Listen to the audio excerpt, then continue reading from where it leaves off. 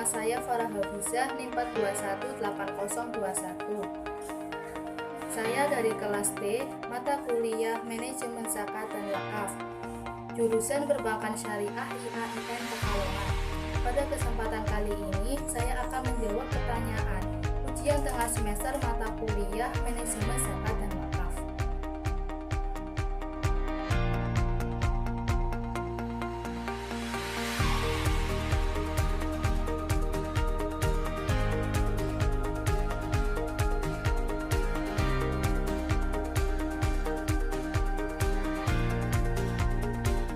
Asnaf, golongan penerima zakat, antara lain fakir, miskin, ghorimin, mu'allafatun qulubuhum, riqab, amil, fisabilillah, dan ibnu sabil. Pengertian dari masing-masing sebagai berikut. 1. Fakir adalah orang yang tidak memiliki harta namun memiliki pendapatan yang cukup. Miskin, orang yang memiliki pendapatan tetapi tidak mencukupinya selama 1 tahun. Yang ketiga, ghorimin. Ghorimin adalah orang yang memiliki utang atau debitur. Yang keempat, mu'allafatun qulubuhum, yaitu orang yang dilembutkan hatinya.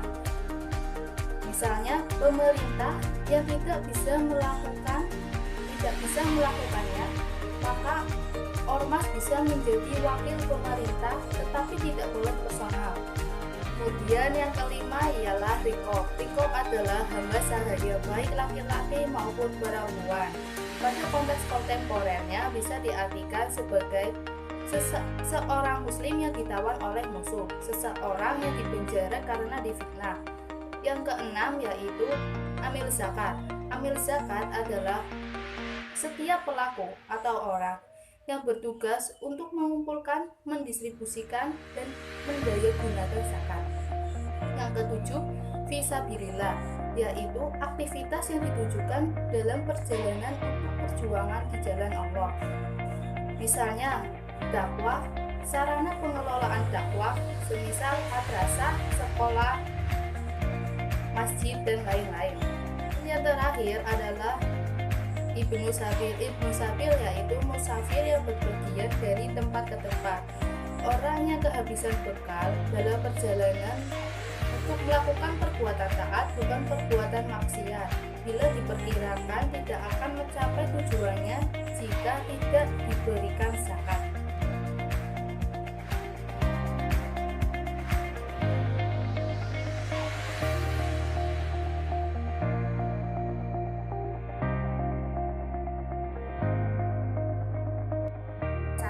Surat Al-Baqarah ayat 103 yang berbunyi, A'udzubillahi minasyaitonirrajim. Bismillahirrahmanirrahim.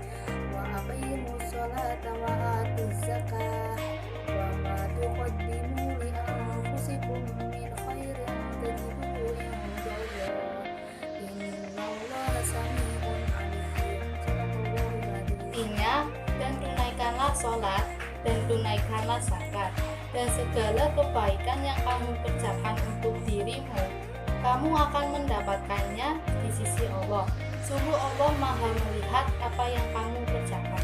Yang kedua, surat At-Taubah ayat 103 yang berbunyi, A'udzubillahi minasyaitonirrajim. Bismillahirrahmanirrahim.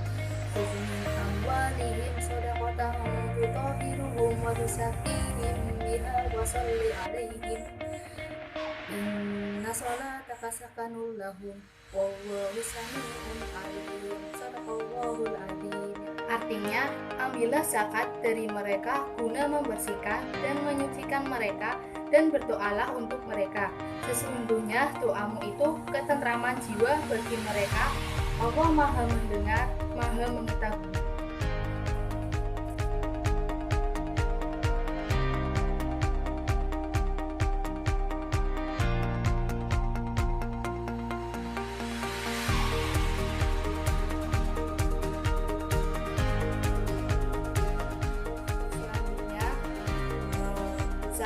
profesi adalah zakat yang dikeluarkan dari penghasilan bila sudah mencapai nisab. Profesi tersebut misal dokter, artis, wira swasta, dan lain-lain. Nisab pada zakat profesi diambil dari rujukan zakat tanaman, yaitu sebesar 653 kg gaba atau setara dengan 524 kg beras. Yang selanjutnya zakat perusahaan. Menurut konsep dasar fikih, zakat perniagaan perusahaan merupakan zakat perdagangan yang menghitung aktivalansa dikurangi kewajiban yang dimiliki oleh perusahaan. Dan konsep akuntansinya berdasarkan neraca, bukan laba rugi. Nisab pada zakat perusahaan adalah seharga 80 gram emas atau 806.000 per gram. Kadar zakat perusahaan yaitu 2,5%.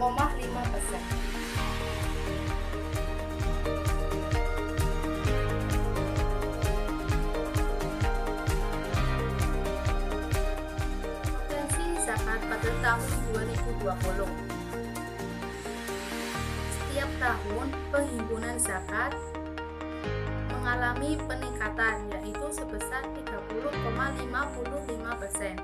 Pada tahun 2020 diperkirakan jumlah penduduk muslim di Indonesia berjumlah 22.962 juta rupiah.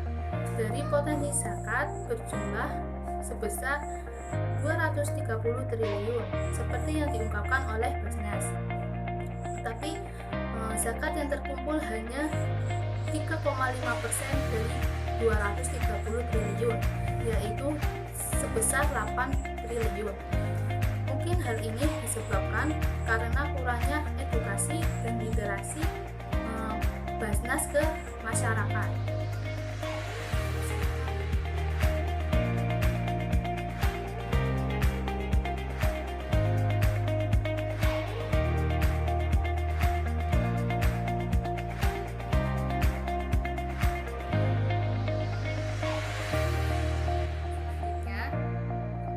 Basnas pastinya melakukan berbagai inovasi guna menunjang penghimpunan, pendistribusian, dan pendayagunaan zakat pada masa sekarang, yaitu pada masa pandemi COVID-19. Basnas juga melakukan inovasi guna menghimpun dana zakat. Basnas melakukan strategi pengembangan di masa krisis COVID-19, yaitu pengembangan pada kampanye atau komunitas baik yang memanfaatkan platform media online seperti WhatsApp, Facebook, Twitter yang berisikan tentang ajakan dan program bantuan Basnas selama pandemi. Selain itu, Basnas juga membuka kanal donasi. Kanal donasi itu berisikan kanal donasi zakat, infak, dan sodako. Hal ini dilakukan guna meningkatkan pengumpulan zakat pada masa pandemi COVID-19. Selain itu, pada masa pandemi COVID-19, Basnas gencar melakukan inovasi dan bekerjasama ke perusahaan e-commerce. Pembayaran zakat pada masa pandemi COVID-19 yang cocok adalah pembayaran zakat melalui online atau daring. Pembayaran melalui online ini sudah diberlakukan semenjak 1 dekade terakhir dan mengalami perkembangan yang besar. Pembayaran zakat secara daring dilakukan melalui situs resmi, dan pembayaran zakat sendiri melalui transfer bank, e-commerce, dan perusahaan fintech.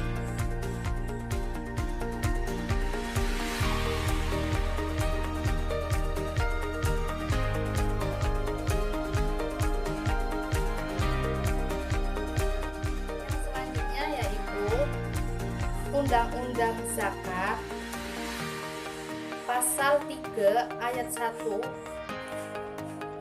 Pemerintah membentuk Basnas untuk melakukan pengelolaan zakat.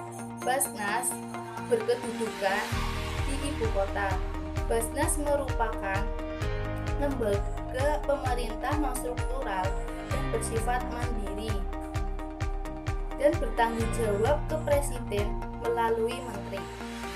Pasal 3. Basnas merupakan lembaga yang berwenang untuk melakukan tugas pengelolaan zakat secara nasional. Fungsi zakat di antaranya 1. Perencanaan pengumpulan, pendistribusian, dan pendaya gunaan zakat. Yang kedua, pelaksanaan pengumpulan, pendistribusian, dan pengumpulan zakat, pendaya gunaan zakat. Yang ketiga, pengendalian pengumpulan, pendistribusian, dan pendaya gunaan zakat. Yang terakhir yaitu pelaporan dan pertanggungjawaban pelaksanaan pengelolaan zakat.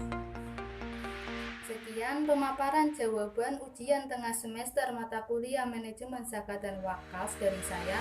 Apabila ada kesalahan kata, saya mohon maaf. Terima kasih. Wassalamualaikum warahmatullahi wabarakatuh.